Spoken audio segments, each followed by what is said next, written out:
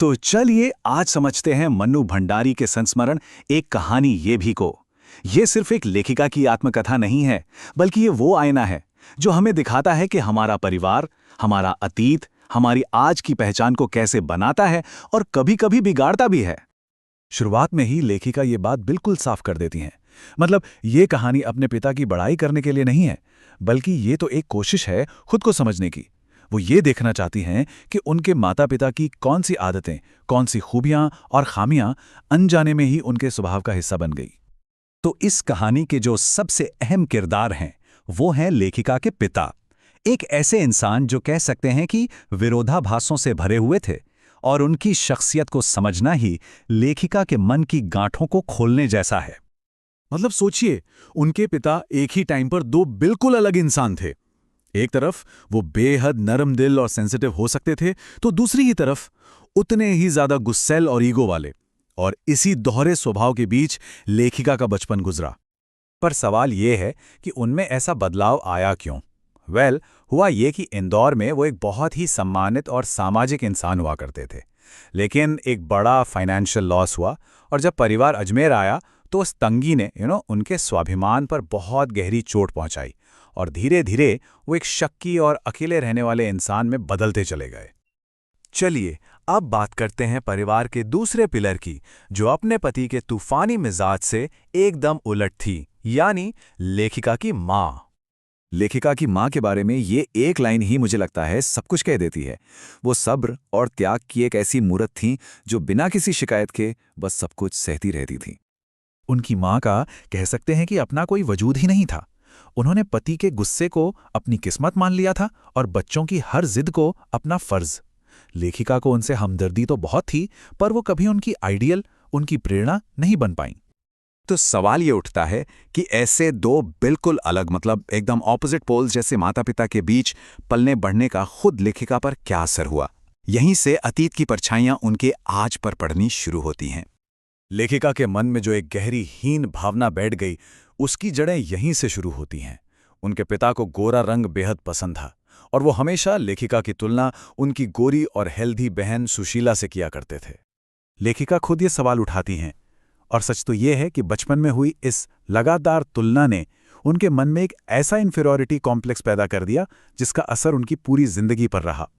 और ये असर इतना गहरा था कि आज एक इतनी बड़ी सफल लेखिका बनने के बाद भी अगर कोई उनकी तारीफ कर दे तो उन्हें यकीन ही नहीं होता। उन्हें अपनी हर उपलब्धि एक इत्तेफाक, एक तुक्का ही लगती है। लेकिन कहते हैं ना, जब घर की दुनिया में घुटन महसूस हो तो इंसान बाहर की दुनिया में सांस लेता है।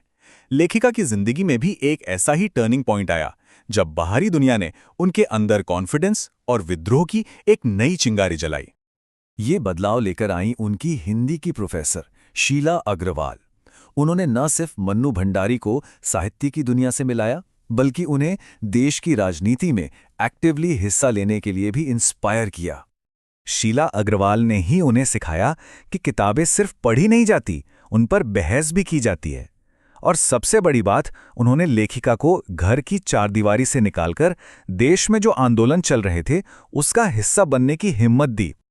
और ये सब कुछ हो रहा था 1945 से 47 के उस दौर में, जब पूरा भारत आज़ादी के लिए लड़ रहा था। तो एक तरह से लेखिका की जो ये पर्सनल लड़ाई थी, ये देश के स्वतंत्रता संग्राम का ही एक छोटा सा हिस्सा बन गई। और यहीं पर पिता का वो पुराना विरोधाभास फिर से सामने आ जाता है। देखिए, वो चाहते तो थे कि उनकी बेटी पॉलिटिकली अवेयर हो, लेकिन उनकी ये मॉडर्न सोच घर की दहलीज पर आकर खत्म हो जाती थी। उन्हें अपनी बेटी का सड़कों पर लड़कों के साथ नारे लगाना ये बिल्कुल बर्दाश्त नहीं था। तो हुआ यूं कि एक दिन कॉलेज से प्रिंसिपल का खत आया कि आपकी बेटी की एक्टिविटीज की वजह से उस पर डिसिप्लिनरी एक्शन क्यों ना लिया जाए। ये पढ़कर तो पिता गुस्से से आग बबूला हो गए। क्यों? क्योंकि उन्हें अपनी सोशल रेपुटेशन की, अपनी इज्जत की सबसे ज्यादा चिंता थी। लेकिन मजे की बात यह है कि जब वो प्रिंसिपल से मिलकर वापस लौटे तो उनका सारा गुस्सा गर्व में बदल चुका था, क्योंकि प्रिंसिपल ने उनसे कहा था कि आपकी बेटी के एक इशारे पर पूरा कॉलेज बंद हो जाता है।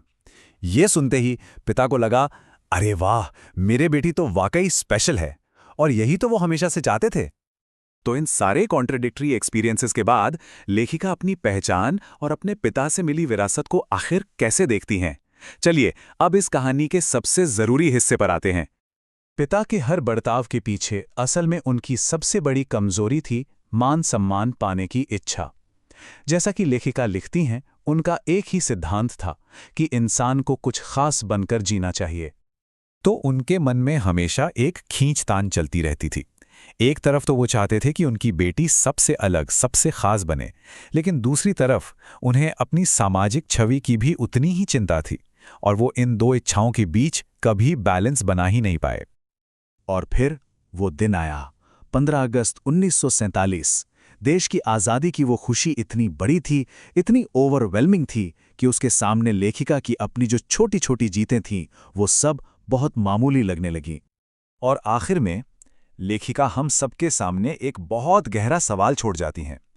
क्या हम वाकई अपने अतीत और अपनी जड़ों से कभी पूरी तरह आज़ाद हो सकते हैं, या फिर वो किसी ना किसी शक्ल में हमेशा हमारे अंदर जिंदा रहते हैं?